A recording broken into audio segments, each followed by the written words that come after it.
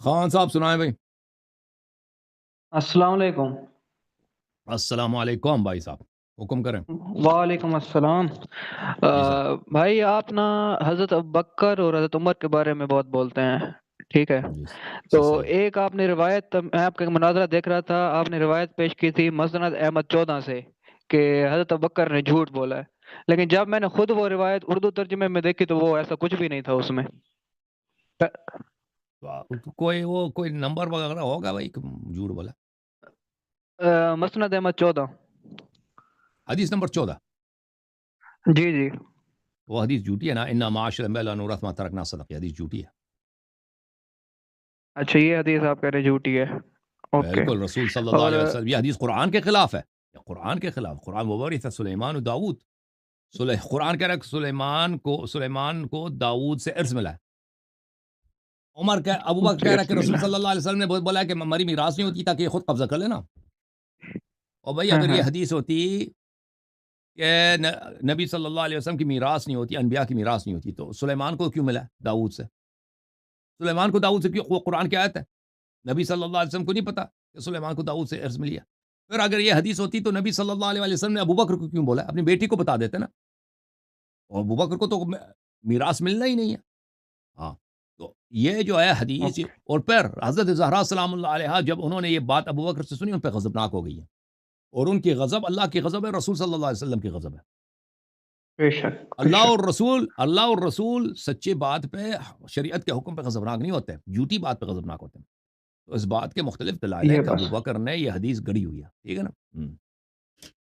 اور ایک اور واقعہ میں بتایا جاتا ہے ہجرت کا، مطلب جب وہ غار ہرا میں گئے اور انہوں نے حضرت ابوبکر نے غار اٹھایا ہوا ثور. تھا ابر غار حرا نہیں، غار ثور. جی غار ثور. غار سور، جی جی ہاں. جی جی غار سور، اس میں اٹھایا ہوا تھا اور ایک جگہ سوراخ سارے بھرے اور ایک سوراخ رہ گیا، اس میں کہا جاتا ہے کہ سانپ تھا اور انہوں نے اپنا پاؤں آگے کیا اور سانپ نے کاٹ لیا۔ تو اس واقعے کے بارے میں آپ کا کیا کہنا ہے؟ تو اس سانپ کو ہمارا سلام ہے واقع. وہ سانپ کو ہمارا سلام ہے. کہ سانپ، بلکہ سلام ہی بغیرت سانپ زیادہ کاٹ لیتا ہے، اس کی مسلمانوں کی جان چھوٹ جاتی ہے. ٹھیک ہے، جو زیادہ کیوں نہیں کاٹ. بہرحال وہاں پہ دیکھیں یہ اس کا کوئی جہاد تو ہے نہیں، کوئی اس کا کوئی دین کے لیے کوئی اور کام تو اسی طرح بنائیں گے نا کہ اس نے ایک غار میں پیر دھکیل دی، فلان کر دیا. تو یہ جو جانور ہوتے ہیں نا، یہ انبیاء علیہ السلام کو اذیت نہیں کرتے. جانور جو ہوتے ہیں نا، ہاں صحیح۔ ہاں، یہ جی وحشی جو جی۔ جانور ہوتے ہیں، یہ عام آدمی کو یہ کر سکتے ہیں، لیکن رسول صلی اللہ علیہ وسلم کو نہیں کرتے. ہمارے احادیث میں کہ رسول اللہ صلی اللہ علیہ وآلہ وسلم جب وہ وولف ہوتا ہے نا، بیر بولتے ہیں اردو، بیریا بولتے ہیں، کیا بولتے ہیں، انہوں نے رسول صلی اللہ علیہ وسلم جی کی جی رسالت کی شہادت دی ہے. ٹھیک ہے نا. ایک دن حضرت ابو ذر علیہ السلام، اس زمانے میں وہ مسلمان نہیں تھے حضرت ابو ذر، وہ اپنے گاؤں میں، جی اپنے قبیلے میں وہ چرواہا تھے، اپنے ان کے جانور وغیرہ ہوتے تھے. تو وہ اپنے جانوروں کو چرانے گئے تھے. تو وہاں پہ ایک بیریا بولتے ہیں نا وولف کو اردو زبان میں، جی جی بڑھیا۔ بیڑیا اس نے حملہ کیا ان کے بکریوں پر. تو ابو ذر علیہ السلام نے اس کو بگایا. تو دوبارہ اس نے حملہ کیا کچھ لمحوں کے بعد، پھر اس کو بگایا، پھر تیسری دفعہ اس نے حملہ کیا. ابو ذر جی علیہ السلام نے کہا کہ یہ کتنا بدبخت بیڑیا ہے، کتنا بے شرم ہے. میں نے 2 دفعہ اس کو بگایا، پھر حملہ کیا. ایک دفعہ اس نے عربی زبان میں کہہ دیا، اس نے کہا مجھ سے بدبخت زیادہ لوگ مکے کے لوگ ہیں.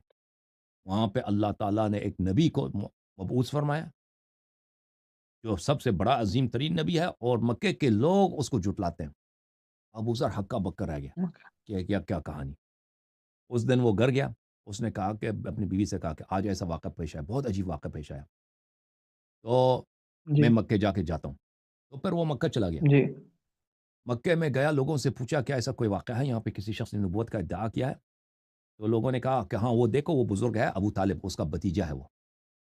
تو وہ حضرت ابو طالب علیہ السلام کے پاس گئے اور کہا کہ میں دور دراز علاقے سے آیا ہوں، اور میں نے سنا کہ آپ کے بھتیجے جو ہیں انہوں نے نبوت کا ادعا کیا، مجھے ان سے ملنا چاہتا ہوں. حضرت ابو طالب علیہ السلام نے کہا تم کل آ جاؤ. تو وہ ابو ذر اس رات کو مسجد الحرام میں سوئے. تو اگلے دن ابو طالب علیہ السلام آئے، ان سے اپنے ساتھ لے کے گئے. جب ان کو اپنے ساتھ لے کے گئے ہیں تو ان کو کہا کہ ہمارا گھر ہے وہاں پہ آ جاؤ. اپنے ساتھ لے کے گئے گھر میں، وہاں پہ ایک کمرے میں داخل کیا، اس کمرے میں داخل ہو گئے، وہاں پہ حضرت جعفر طیار علیہ السلام تھے۔ انہوں نے ابوذر سے پوچھا کہ آپ رضی اللہ کون ہیں؟ تعالیٰ عنہ۔ ہاں، آپ کون ہیں، کہاں سے؟ ابوذر نے اپنی کہانی سنائی کہ میں دور دراز علاقے سے آیا ہوں، میں نے سنا ہے کہ یہاں پہ کوئی نبی تشریف لائے، تو میں ان کو دیکھنا چاہتا ہوں۔ تو انہوں نے کہا جی ٹھیک ہے، چیک کیا تو دوسرے کمرے میں لے گئے، دوسرے کمرے میں وہاں پہ حضرت